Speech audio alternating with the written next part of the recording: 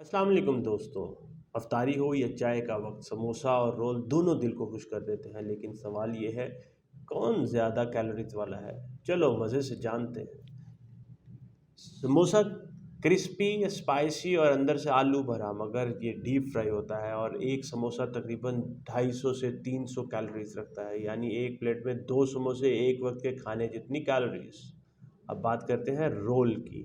अगर chicken roll या vegetable roll की बात करें तो इसमें चिकन, सब्जियां और चटनी होती है, मगर ये भी फ्राई होता है। एक चिकन रोल में तकरीबन 200 से 250 कैलोरीज होती हैं, जो समोसे से थोड़ा कम है।